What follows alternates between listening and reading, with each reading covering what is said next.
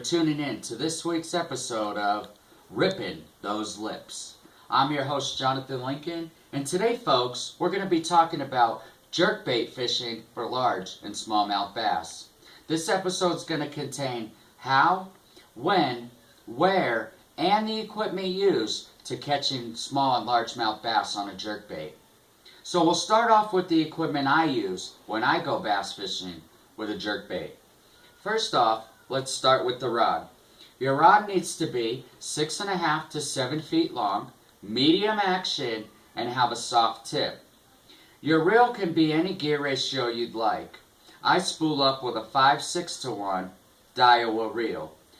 The line that I have on this is Berkeley Vanish 8-pound transition fluorocarbon line.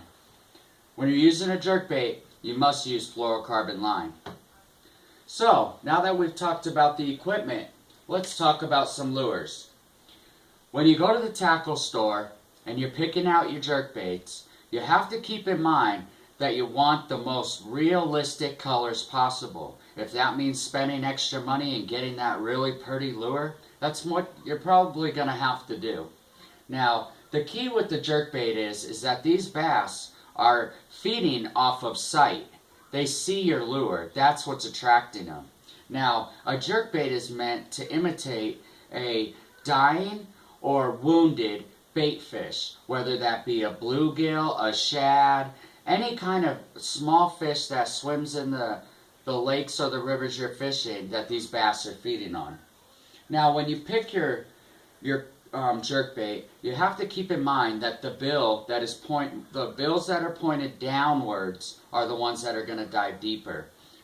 When you're picking a jerkbait, you have to keep in mind that you're fishing suspended fish. So depending on where the fish are located in your graph will depend on how deep you want your lure to run.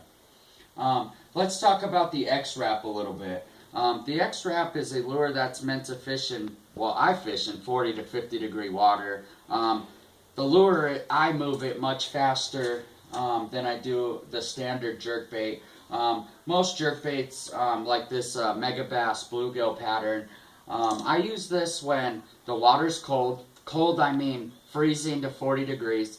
I work it very slow. I might pause the bait for a whole minute to get a strike.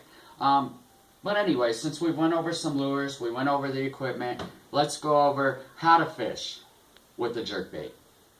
First thing with the jerkbait is the water needs to be very clear. The clearer the water, the better. The bass are feeding off of this bait, off of their eyes, off of the sight. So when you're fishing a jerkbait, you're going to want to make a long cast. Cast that baby out as far as you can. The lighter the line, the further you'll get to fly that thing out there. Okay, once the lure hits the water, you're going to grab your reel, point it towards the bait, point your rod towards the bait, reel it in about 5 or 6 times. What this will do is it'll get your lure down to the depth. Now, when you're fishing a suspended jerkbait, that bait is going to stay at that depth. So if your jerkbait runs to 6 feet, that means it's going to suspend at 6 feet.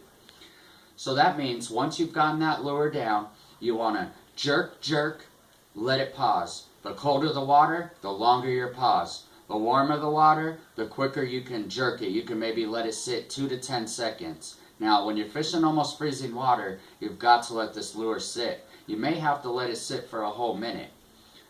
So after you got that down, and you've jerk, you let it pause for 30 seconds, repeat that. Sometimes you might have to let it pause for 10, 20, 30, a minute. You got to let these bass tell you how they want it. So, after you've determined that, let's talk about where to fish a jerkbait. The best time to fish a jerkbait is when the water's cold. You want to look for points, long points on your graph that are in the water. Also, if you see suspended bait fish or bass, great time to throw a jerkbait. If you can see 2 foot in the water, a jerkbait's probably your best bet. Let's talk about when to fish it. The best times, like I said, are when the water is 50 degrees or colder. Water needs to be very clear. I hope you guys enjoyed this episode. If you have any questions, just hit the link on the bottom and comment. Thanks for watching, and see you next episode.